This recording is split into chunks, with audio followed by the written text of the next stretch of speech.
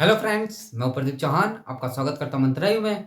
जैसा कि आप जानते हैं कि हमारे एएलपी की क्लासेस चल रही है, उसमें जो टॉपिक स्टार्ट हुआ था वो हमारा था परसेंटेज। परसेंटेज का हमारा बेसिक पार्ट खत्म हो चुका है। अब आज से मॉडरेट स्टार्ट होता है। तो चलते क्वेश्चन पर बढ़ते हैं। आज के जो क्वेश्चन होंगे, कमी है और वृद्धि है, यानी कि इंक्रीज है और डिक्रीज है। इसके बेस पे जितने क्वेश्चन आएंगे वो सब आज हम देखेंगे। तो चलते हैं पहला नंबर क्वेश्चन की ओर। देखिए, एक आप क्वेश्चन समझेंगे तो आप पूरा पूरा सब क्वेश्चन इसके समझ जाएंगे, कोई दिक्कत नहीं आएगी। तो पहला नंबर क्वेश्चन क्या कह रहा है, बहुत प्यारा क्वेश्चन है, कोई दिक्कत नहीं आएगी, बिल्कुल बेसिक से हम बता देंगे आपको कि आखिर में क्वेश्चन कैसे किया जाएगा। लिखा हुआ है, किसी वस्तु के भाव में 14/2/7% की कमी हो गई, किंतु वस्तु के दैनिक बिक्री में 33/1/3 की वृद्धि हो जाती है। तो परिणाम स्वरूप दैनिक बिक्री में धनराशि में कितने प्रतिशत का अंतर आ जाएगा। पहली बात तो आप प्रैक्टिकल में भी आप समझ सकते हो कि जैसे ही भाव गिरता है वैसे ही आप ज्यादा खरीदना चालू कर देते हैं। होता है कि नहीं, ये चीज होता है। तो उसी बेस पे है। पहले क्या कह रहा है कि उसके भाव में जैसे ही गिरावट हुई, यानी कि भाव में जैसे ही डिक्रीज हुआ, कितने का डिक्रीज हो रहा है, 14/2/7% का क्या हो रहा है, डिक्रीज हो रहा है। तो पहले तो हमें ये बताइए कि इसको नॉर्मल वैल्यू में चेंज करना है। तो मैंने आपको पिछली क्लास में बताया था कि कैसे नॉर्मल वैल्यू में चेंज किया जाता है। तो इसका सिंपल सिंपल क्या होता है, 1/7। क्या होता है, 1/7। चूंकि डिक्रीज हो रहा है तो डिक्रीज का सिंबल हमने नीचे लगा दिया। यहां तक कोई डाउट हो तो बताओ। कोई डाउट है? नहीं डाउट है। यानी कि ये नीचे वाली वैल्यू हमारी क्या होती है, एक्चुअल वैल्यू होती है, सीपी होती है, और हमारी टोटल वैल्यू होती है। देखिए, जैसे ये लिखा 1/7, नीचे वाली जो वैल्यू होती है, ये चीज मैंने आपको पिछले लेक्चर में बताया था कि नीचे वाली वैल्यू को हम सीपी कहते हैं। ये मैंने बताया था। क्या कहते हैं, इसी को हम रियल वैल्यू कहते हैं और इसी को हम टोटल वैल्यू भी कहते हैं। यानी हमेशा याद रखिएगा, नीचे वाली जो वैल्यू होती है वो टोटल वैल्यू होती है, यानी टोटल प्राइस होता है। रियल यानी वास्तविक प्राइस होता है, और सीपी यानी कि कॉस्ट प्राइस होता है। यहां तक क्लियर आपको हो गया हो तो अब कोई दिक्कत नहीं आएगी। देखिए, यहां तक आपको क्लियर हो गया। डिक्रीज यानी कि वो गिर रहा है। गिर रहा है कि नहीं, यानी कि भाव गिर रहा है। यानी कि पहले हम 7 रुपए में उसका भाव था, कोई चीनी है, कोई वस्तु है, पहले उसका 7 भाव था, यानी कि उसका 7 रुपए का वो वस्तु थी। 1 रुपए जैसे ही गिरा, 1 रुपए जैसे ही कम हुआ, 1 रुपए जैसे ही लॉस हुआ, वो वस्तु कितने में हो जाएगी, तो आप तुरंत कह देंगे 6 रुपए में हो जाएगी। हो जाएगी कि नहीं होगी? नहीं समझ आया? अभी आपको समझ आएगा। देखिए, ये जैसे लिखा 1/2, 1/2 लिखा हुआ है ना, ध्यान से समझिएगा। नीचे वाली वैल्यू मैंने अभी आपको बताई थी, सीपी होती है, रियल होता है और वास्तविक होता है, यानी कि टोटल भी होता है। यहां तक आपको कोई दिक्कत तो है नहीं। ऊपर वाली वैल्यू को हम क्या लिखते हैं, हानि लिखते हैं या तो लॉस लिखते हैं। ये हानि होता है, यानी कि लॉस होता है, और या तो प्रॉफिट होता है। ये दो केस बनता है। बनता है कि नहीं बनता है? अब ये कैसे बनता है ये भी थोड़ा सा डिटेल ले लेते हैं। कैसे बनता है ये देखिए। लाभ का केस हो, यानी कि लाभ परसेंटेज हो, तो हमेशा हमारा क्या होता है, लाभ ऊपर होता है, तो आप कहेंगे हाँ। नीचे हमारी सीपी होती है, आप कहेंगे हाँ। वही चीज तो है। यदि ये प्रॉफिट का केस बनता है तो वही चीज तो है, नीचे हमारी सीपी है और ऊपर हमारा लाभ। अब हम हानि की बात करूं तो हानि परसेंटेज की बात हो जाए तो हानि परसेंटेज में आप तुरंत एक बात बोल देंगे, सर ऊपर हानि होती है और नीचे हमारी क्या होती है, सीपी होती है। होती है कि नहीं होती है? परसेंटेज लगाने का मतलब क्या होता है कि 100 का मल्टीप्लाई होता है। होता है ना? चूंकि यहां पे देखिए परसेंटेज लगा था, नॉर्मल में वैल्यू में चेंज किया मैंने, तो वही चीज तो है, परसेंटेज हटाने पे ये नॉर्मल वैल्यू में चेंज हो जाएगा। क्लियर? हानि की बात मैंने की तो ये हमारे ऊपर वाली वैल्यू हानि हो जाती है, नीचे वाली वैल्यू हमारी सीपी हो जाती है। यहां तक क्लियर हुआ कि नहीं हुआ? हो गया ना? पहले इसको मत देखो क्वेश्चन को, पहले केवल इतना समझो ये बात को, यानी कि यहां तक आपको समझ आ गया है तो बस एक स्टेप और चल लीजिए जिससे कि आपको ये क्लियर हो जाए, कोई भी कंफ्यूजन नहीं होनी चाहिए। अब देखिए 1/2 है, ये सीपी है हमारी, ये एसपी है हमारी, ध्यान से समझिएगा। सीपी हमें 2 दिया हुआ है, 1 रुपए का यदि लॉस ले रहे हो आप, हानि हो रही है, तो वो वस्तु कितने में बेची गई होगी, तो आप तुरंत कह देंगे सर 1 रुपए का लॉस यदि ले लेते हैं हम तो ये वस्तु 1 रुपए में जा रही होगी। जा रही कि नहीं जा रही? तो वही चीज तो है, 7 रुपए की वस्तु थी, जैसे ही वो डिक्रीज हो गया, जैसे ही लॉस हो गया, वो वस्तु 6 रुपए में जाएगी कि नहीं जाएगी? अब समझ आ गया। अब इसी केस को हम लाभ में लेते हैं तब क्या होगा, तो लाभ का भी केस देख लेते हैं। जैसे ये लिखा है 1/3, ये हमारी सीपी है और ये हमारी एसपी है। यदि मैं कहूं कि कोई वस्तु 3 रुपए की थी, उसमें 1 रुपए का प्रॉफिट हो जाएगा, तो वो वस्तु कितने की हो जाएगी, तो आप तुरंत कह देंगे सर वो वस्तु 4 रुपए की हो जाएगी। होगी कि नहीं होगी? भाई आप ही सोचिए, 3 रुपए का ये पेन है और आप 4 रुपए में बेचोगे तो 1 रुपए का प्रॉफिट होगा, वही चीज तो है। क्लियर? यानी यहां से आपको समझ आ गया, डिक्रीज यानी कि हानि होती है तो वो क्या होता है, घट जाएगा और प्रॉफिट में बढ़ जाएगा। यहां तक क्लियर? चलिए अब मजा आ जाएगी आपको करने में। यानी यहां तक आपने क्लियर देख लिया कि आखिर में 7 और 6 क्यों आया। क्लियर? अब वो क्या कह रहा है कि जैसे ही भाव में गिरावट होती है, दैनिक बिक्री में 33 स्याही 1/3% की वृद्धि हो जाती है।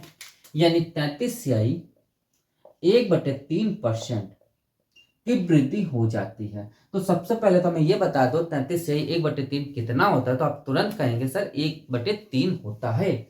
यानी कितना होता है, 1/3 हमारा होता है। क्लियर? कोई वस्तु 3 रुपए की थी और 1 रुपए की वृद्धि हो गई, 1 रुपए का हमारा प्रॉफिट हो गया, तो वो वस्तु कितने में जाएगी, 4 रुपए की होगी कि नहीं होगी? होगी। यानी कि कोई वस्तु 3 रुपए की थी और 1 रुपए की वृद्धि होने के बाद वो वस्तु 4 रुपए की हो जाएगी। यहां तक कोई डाउट हो तो बताओ। कोई डाउट नहीं है ना? नहीं। ये 2 बिंदु का मतलब क्या है? ये 2 बिंदु का मतलब ये होता है रेशियो। और रेशियो का मतलब क्या होता है? क्या होता है जल्दी बताइए। रेशियो का मतलब होता है डिवाइड देना। यानी क्या होता है, डिवाइड यानी कि भाग, भाग देना। यहां तक क्लियर?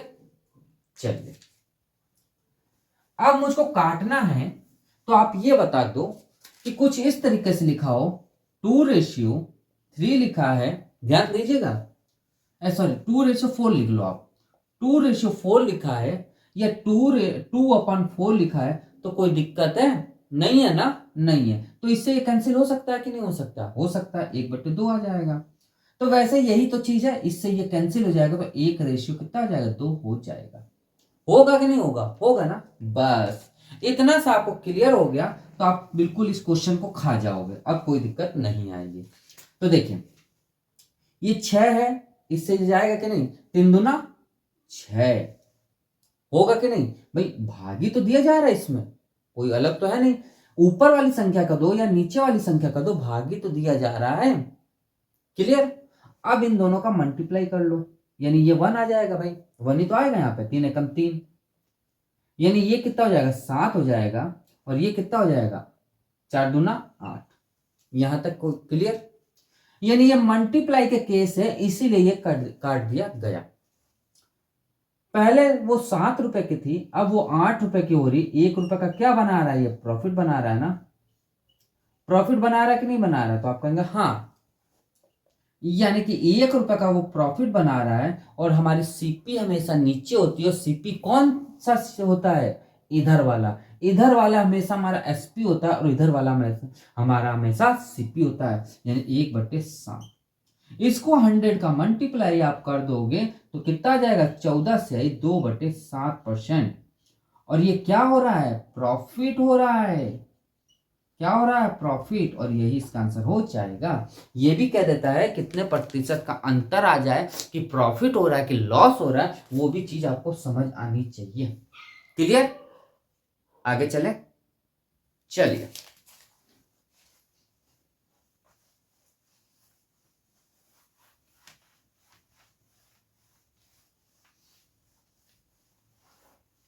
अब आपको ये क्लियर हो गया तो अब कोई दिक्कत नहीं आएगी। देखिए लिखा है, एक क्वेश्चन और देखते हैं ऐसे, किसी वस्तु के भाव में 25% की कमी हो गई, किंतु वस्तु के दैनिक बिक्री में 30% की वृद्धि हो जाती है। परिणाम स्वरूप दैनिक बिक्री में धनराशि में कितने प्रतिशत का अंतर आ जाएगा। सब वही क्वेश्चन है, ध्यान से दीजिएगा। 25% की जैसे ही उसको कमी हो गई, यानी डिक्रीज हुआ, तो ये कितना लिख सकते हैं, 1/4 लिख सकते हैं। तो आप कहेंगे हाँ, पहले वस्तु 4 रुपए की थी, जैसे ही डिक्रीज हुई वो वस्तु 3 रुपए की बन गई। क्लियर। अब वो ये कह रहा है कि 30% की वृद्धि हो जाती है, 30% की वृद्धि हो रही है, यानी कि 30/100, जीरो से जीरो कैंसिल, यानी 3/10% की क्या हो रही, वृद्धि हो रही है। यहां तक कोई डाउट नहीं है। चलिए, यानी पहला वस्तु 10 रुपए की थी, अब वो वस्तु 13 रुपए की हो गई। क्यों, क्योंकि वृद्धि हो रही थी। मल्टीप्लाई कर लीजिए, कितना हो जाएगा ये 40, और ये कितना जाएगा 39, होगा कि नहीं। पहले वस्तु 40 रुपए की थी, अब 39 रुपए में हो गई। 1 रुपए का क्या हो रहा है, लॉस हो रहा है। 1 रुपए का क्या हो रहा है, यहां लॉस हो रहा है, यानी कि एक हमारा ऊपर हो गया, लॉस हो रहा है, तो कोई बात नहीं। सीपी हमारी क्या होगी, इधर की कि इधर की, तो आप तुरंत कहेंगे इधर की होगी। क्यों, 40 रुपए का सामान था, अब 39 बन रहा है, यानी बेचने के बाद 39 वो आ रहा है। 40, इसमें 100 का मल्टीप्लाई आप जैसे ही करेंगे तो ये परसेंटेज में चेंज हो जाएगा। 0 से 0 कैंसिल, 2 और 5, यानी कि 5/2%, और यही इसका आंसर हो जाएगा। क्लियर, चले आ गया तीसरा नंबर। चलिए, अब आपको क्लियर हो जाएगा, कोई दिक्कत नहीं है।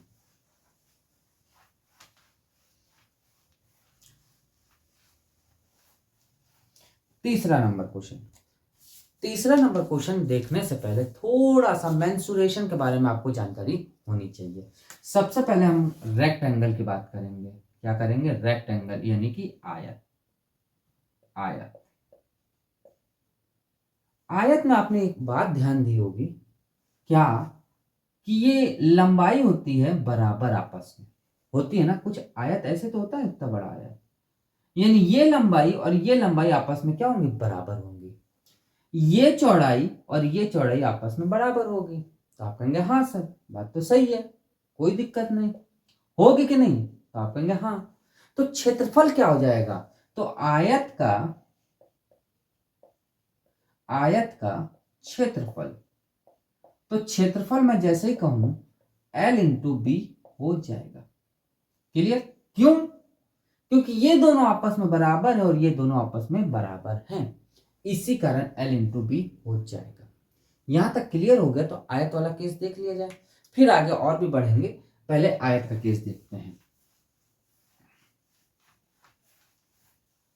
तीसरा नंबर क्वेश्चन लिखा है, यदि किसी आयत की लंबाई में 37 स्याही 1/2% की वृद्धि कर दी जाए और उसके चौड़ाई में 20% की वृद्धि कर दी जाए, तो उसके क्षेत्रफल में कितने का अंतर आ जाएगा। सेम वही क्वेश्चन, कोई अंतर नहीं है। तीसरा नंबर क्वेश्चन क्या कह रहा है, वो 37 स्याही, कितना कह रहा है, 37 स्याही 1/2%, यानी 37 स्याही 1/2% की क्या हो रहा है, वृद्धि हो रही है। हो रही है कि नहीं हो रही है, हो रही है। कितना हो जाएगा, 3/8% की वृद्धि हो जाएगी। यानी कि पहले 8 रुपए की वो वस्तु थी, किसमें हो रही है, लंबाई में। लंबाई है ना, हाँ लंबाई, इसको क्या है, ये लंबाई, लंबाई। अभी मैंने आपको क्षेत्रफल का रेशियो बताया, क्या, L/B। ऐसे लिख दे तो कोई दिक्कत है? नहीं दिक्कत है ना। यानी मेरा ये एल हो गया, पहले 8 था, 3 की वृद्धि जैसे हुई वो 11 की हो गई। चौड़ाई में वो क्या कह रहा है कि 20% की वृद्धि हो जाती है, 20% की वृद्धि हो गई, यानी 20% यानी कि 1/5 की हमारी वृद्धि हो गई। किसमें? चौड़ाई में। तो लंबाई में हमारा ये हो गया इंटू चौड़ाई, यानी कि क्या हो जाएगा? h, या विड्थ कर लो या कुछ भी कह लो, हाइट कह लो, कुछ भी कह लो, h, यानी कि l इंटू बी कर लो, सॉरी विड्थ कर लो, width l into B. B आ गया हमारा, तो क्या हो जाएगा? पहले 5 था, अब जैसे ही एक बढ़ा तो वो 6 हो गया, बस काम खत्म, काम खत्म। भाई l इंटू बी मैंने किया तो वही तो मैंने किया है, मल्टीप्लाई तो करने जा रहे हैं। ये कितना आ जाएगा? 66 आ जाएगा। और ये कितना आ जाएगा? कटे तो कटता तो काट दीजिए यहीं पे पहले आप। 2 से ये 3 बार चला जाएगा, 2 से ये 4 बार चला जाएगा। ये कितना हो जाएगा? 33 हो जाएगा। और ये कितना हो जाएगा? 5 20। क्लियर? यहां तक कोई डाउट हो तो बताओ भाई, यहां तक कोई डाउट है? कोई डाउट नहीं है ना? कोई डाउट नहीं। चलिए, पहले 20 था, अब वो 33 हो गया, तो कितने का अंतर आ गया? तो आप तुरंत कहेंगे सर 13 का अंतर आ गया। आया कि नहीं? 13 क्या प्रॉफिट में हो गया, यानी कि 13 अपॉन सीपी हमारी क्या होती है? इधर वाली संख्या, यानी कि 20 इंटू 100 का मल्टीप्लाई आप कर लो। 0 से 0 कैंसिल, इससे ये कैंसिल हो जाएगा कि नहीं? कितनी बार जाएगा? 5 बार जाएगा कि नहीं जाएगा? 5 बार जाएगा ना? 5 बार जाएगा। कितना हो जाएगा? 13 पंचे कितना हो जाएगा? 65। ये तो होगा 65%, और यही इसका आंसर हो जाएगा। फिर समझिए बात को, वो ये कह रहा है कि लंबाई में इतने की वृद्धि हो रही है, चौड़ाई में इतने की वृद्धि हो रही है। पहले 8 था, 3 की वृद्धि की गई, तो पहले 8 था, 3 की वृद्धि कर दी गई तो 11 हो गया। उसके बाद 5 था हमारा, फिर 1 की वृद्धि कर दी गई तो वो 6 हो गया। L इंटू बी होता है, ये तो आपको मालूम है। 2 से ये काट दिया गया, ये 4 बार हो गया और ये 3 बार हो गया, मल्टीप्लाई किया गया 33 आ गया, इन दोनों को मल्टीप्लाई किया गया तो 20 आ गया। 13 का प्रॉफिट हो गया, यानी 65% का यहाँ प्रॉफिट बन जाएगा। क्लियर? चले आगे, चलिए।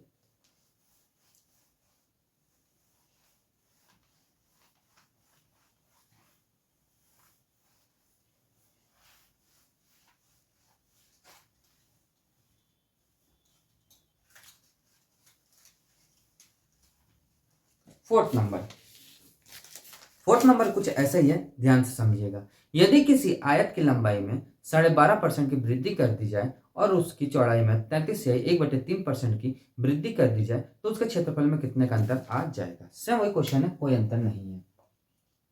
लंबाई की बात कर रहा वो, तो कितना कह रहा है कि 12.5%। 12.5% कितना होता है? तो आप तुरंत कहेंगे 1/8 होता है। क्या हो रहा है? वृद्धि हो रही है। चौड़ाई की बात आ गई, यानी विड्थ की बात आ गई, तो क्या हो जाएगा हमारा? कितने परसेंट की वृद्धि कर रहा है? 33 से ही 1/3% की वृद्धि कर रहा है, यानी कि 1/3 की वृद्धि हो रही है। तो L इंटू बी हो जाएगा। L हमारा क्या है? पहले 8 था, 1 की वृद्धि हो गई तो वो 9 हो गया। चौड़ाई की बात करें तो पहले 3 था, वृद्धि होने के बाद वो 4 हो गया। कोई दिक्कत है? कोई दिक्कत नहीं। 3 तिक्का 9, 4 दूना 8, यानी 2 रेशियो कितना हो जाएगा? 3। पहले 2 था, वृद्धि होने के बाद 3 हो गया। कितने की वृद्धि हुई? 1 की वृद्धि हुई। हो गई कि नहीं? वृद्धि हो गई। तो आप कहेंगे हाँ वृद्धि हो गई, हो गई ना। यानी 1 पे 2 हो जाएगा, क्योंकि हमारी सीपी इधर की होती है, इंटू 100 का मल्टीप्लाई आप कर लो तो कितना हो जाएगा हमारा? 50%, और यही इसका आंसर हो जाएगा। क्लियर? यानी 50% इसका क्या आ जाएगा? आंसर आ जाएगा। चले आगे, 5वें नंबर की ओर बढ़ते हैं।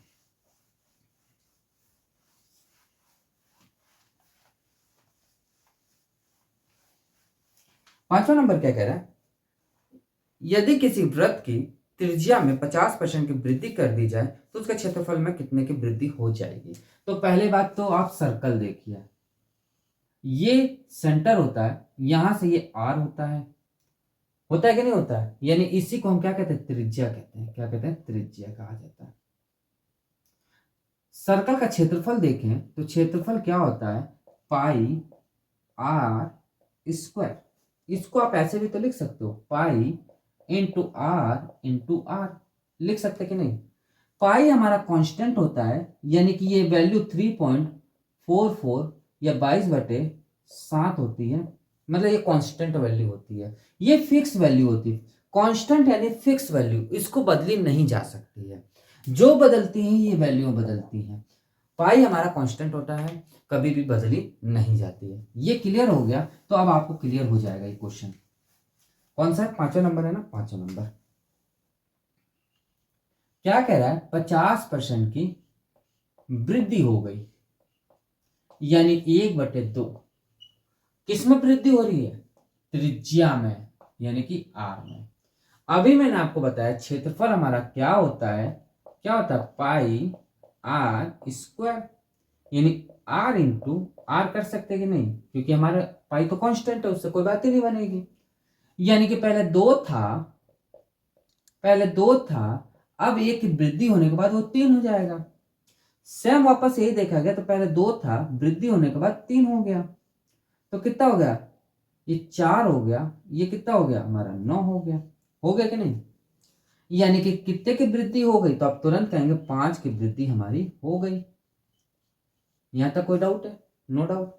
यानी कि 5 पे 4, भाई 4 ही तो है, इंटू 100 का मल्टीप्लाई कर लो, ये इससे कैंसिल हो जाएगा। होगा कि नहीं होगा, तो होगा तो कितनी बार जाएगा, ये हमारा जाएगा 25 बार, और इसका मल्टीप्लाई करेंगे तो क्या हो जाएगा 125, क्या हो जाएगा परसेंट, और यही क्या हो जाएगा, इसका आंसर हो जाएगा। क्लियर, बिल्कुल सिंपल सा सवाल था, कोई ज्यादा टफ सवाल नहीं था।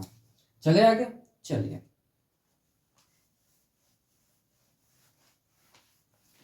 6 नंबर देखते हैं।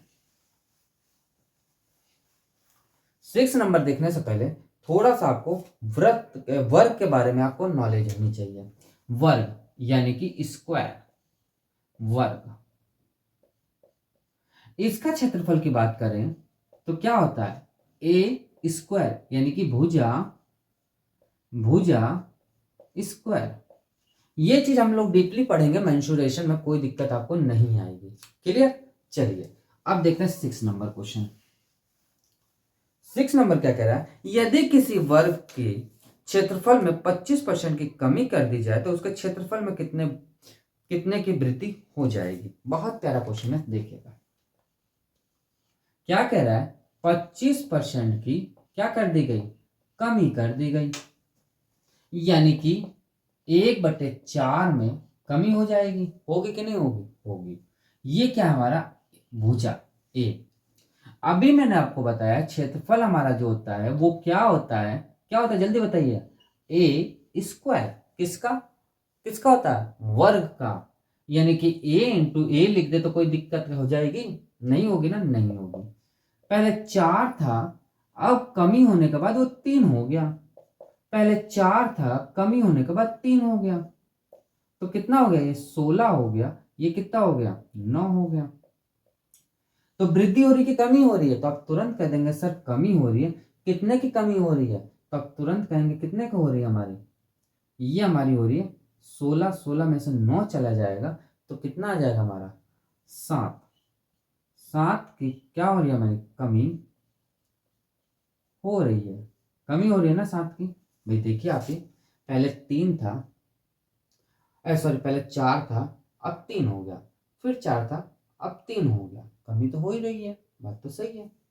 यानी कि 7 बटे ये क्या हमारा 16 इंटू कितना आ जाएगा ये हमारा 100। तो आप कहेंगे हाँ, ये काट दीजिए, 8 बार चला गया, ये 50 बार चला गया, फिर इसको काटा गया, तो ये हमारा 4 बार गया, ये हमारा 25 बार गया, ये तो जाएगा। यानी क्या आ जाएगा हमारा, ये मल्टीप्लाई करेंगे तो कितना आ जाएगा ये हमारा, ये आ जाएगा हमारा 25 का मल्टीप्लाई इसमें कहते हो 7 पंचे 35, और 7 दूनी 14, 14 14 और हमारा कितना हो जाएगा 14 और 3 17, 4 3 7 17 बटे 4%, और यही इसका आंसर हो जाएगा। क्लियर? यहाँ तो कोई दिक्कत है तो बताओ। हाँ तो आगे चलते हैं 7वां नंबर क्वेश्चन की ओर। 7वां नंबर क्या कह रहा है, ध्यान से समझिएगा। 7वां नंबर थोड़ा सा इसी का आगे मेंसुरेशन बढ़ाते हैं, देखते हैं। जैसे बेलन है, क्या है ये बेलन, कुछ बेलन इसी तरीके से होता है भाई, घर में सबके बेलन होगा जिससे रोटी बनती है। कुछ बेलन इसी तरीके से होता है जो रोटी बेली जाती है, ना। इसका भी कुछ क्षेत्रफल होता है। अभी मेंसुरेशन में आप डीपली पढ़ोगे, बस इतना समझो, इसका भी कुछ क्षेत्रफल होता है। क्या क्षेत्रफल होता है? इसका क्षेत्रफल होता है 2 पाई RH। अब RH क्यों आ गया? R यानी कि गोला होता है, बिल्कुल गोली तो होता है बेलन, तो उसमें कुछ रेडियस होगी, त्रिज्या होगी, और इसमें कुछ ऊंचाई भी तो होगी, यानी कुछ h भी तो होगा, इसलिए h आता है। और 2 पाई इसलिए आता है क्योंकि इसका कुछ कांस्टेंट वैल्यू भी होगी, इसी कारण होता है। चलिए अब देखते हैं 7वां नंबर क्वेश्चन। 7वां नंबर क्या कह रहा है, यदि एक बेलन की ऊंचाई में 15% की वृद्धि तथा इसके आधार के अर्धव्यास में 10% की कमी कर दी जाए तो पृष्ठ का क्षेत्रफल क्या होगा, या कितने का अंतर आ जाएगा। 7वां नंबर क्या कह रहा है, त्रिज्या में 15% की वृद्धि कर दी जाए, यानी R में 15% की वृद्धि कर दी गई, यानी कितना हो जाएगा, वृद्धि का मतलब 15/100, इससे ये कैंसिल हो गया तो कितना हो गया, 5 3 15/20 वृद्धि हो रही है। अर्धव्यास यानी कि उसके हाइट में किया गया है कमी, कितना, 10% की कमी हो गई, यानी H में 10% की कमी कर दी। अर्धव्यास क्यों कहा गया, क्योंकि इसका जो बेलन है वो क्या होता है, कुछ इस प्रकार से होता है, इस प्रकार से होता है कुछ बेलन, तो ये पूरी ऊंचाई H होती है और इसका अर्धव्यास यानी कि आधे व्यास से ऊंचाई H है। क्लियर? चलिए यह भी मेंसुरेशन आपको क्लियर करवा देंगे, कोई दिक्कत नहीं आएगी। यानी कि क्या हो रही है, कमी हो रही है ना, हाँ 10 कमी हो रही है, 10% की कमी हो रही है, यानी 1/10%, 10 की कमी हो रही है। अभी मैंने आपको बताया क्षेत्रफल हमारा क्या होता है, 2 पाई RH, यानी कि R इंटू H होगा कि नहीं, क्योंकि ये चीज तो कांस्टेंट है, काम ही खत्म इसका। यानी कि पहले 20 था, अब वो 23 हो जाएगा क्योंकि वृद्धि की बात हो गई। पहले ये क्या था, 10 था, अब ये कितना हो जाएगा, 9 हो जाएगा। बात तो सही है, कोई दिक्कत नहीं होनी चाहिए। मल्टीप्लाई किया गया तो 200 और रेशियो 207, पहले 200 था अब 207 हो गया, यानी 7 की वृद्धि हो जाएगी। बात सही है, कोई दिक्कत नहीं होनी चाहिए। यानी कि 7 पे 200, क्यों, क्योंकि हमारा सीपी नीचे होता है, इंटू 100 का मल्टीप्लाई, 2 0 से 2 0 कैंसिल, यानी 7/2%, और यही इसका आंसर हो जाएगा। क्लियर? चले आगे। यहां पे कमी और वृद्धि वाले क्वेश्चन समाप्त होते हैं। अब जो आएंगे थोड़ा सा और आगे बढ़ेंगे। चलिए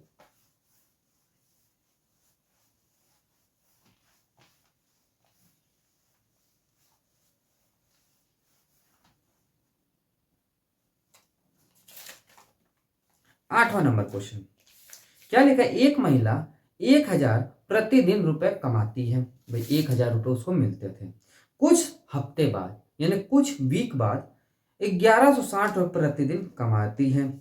भाई पहले उसको 1000 रुपए मिल रहा था, अब 1160 रुपए उसको मिलने लगा, तो उसकी कमाई में कितने % की वृद्धि हो जाएगी। बहुत प्यारा क्वेश्चन है 8वां नंबर। पहले वो 1000 रुपए प्रतिदिन कमाती थी। कुछ हफ्ते बाद यानी बाद में वो कितना कमाने लगी, 1160 रुपए प्रतिदिन कमाने लगी। तो अंतर कितने का आ गया? पहले वो 1,000 रुपये कमा रही थी, अब 1160 रुपये कमा रही है। अंतर कितने का आ गया दोनों में? 160 रुपये का अंतर आ गया। यानी 160 रुपये वो ज्यादा कमाने लगी। भाई यही तो है। भाई कुछ हफ्ते बाद देखा गया उसका कि इंक्रीमेंट किया गया उसके सैलरी में, तो 1,000 की जगह 160 रुपये और बढ़ा दिया गया, यानी कि 1160 रुपये उसको मिलने लगे। तो वृद्धि हमारी कितने की हो गई? तो आप तुरंत कहेंगे कितने की हो गई? 160 रुपए की। लेकिन पहला जो रियल वैल्यू उसको मिल रही थी, रियल प्राइस थी, यानी टोटल पहले वैल्यू मिल रही थी 1,000, यानी 1,000। इसमें 100 का मल्टीप्लाई आप कर दो तो क्या हो जाएगा? प्रतिशत में चला जाएगा, इससे ये कैंसिल, यानी कितना हो जाएगा? 16% की क्या हो जाएगी? वृद्धि हो रही है। बात तो सही है, कोई दिक्कत नहीं होनी चाहिए इसमें। भाई वृद्धि की तो बात कर रहा है, वृद्धि हो गई। चले आगे। चलिए एक क्वेश्चन और देखेंगे ऐसा। चलिए 9th नंबर क्वेश्चन देखते हैं। 9th नंबर भी सेम ऐसा ही है, कोई अंतर नहीं है। देखिएगा 9th नंबर क्या कह रहा है? किसी व्यक्ति का वेतन 8,100 रुपए से बढ़कर 9,000 रुपए हो जाता है, तो उसके वेतन में कितने की वृद्धि हुई? बहुत प्यारा क्वेश्चन है, देखिएगा क्या कह रहा है कि किसी व्यक्ति के वेतन 8,100 रुपए, पहले जो वेतन उसका था, पहले जो वेतन था 8,100 रुपए था, बाद में उसका वेतन बढ़कर 9,000 रुपए हो गए। 9,000 हो गए।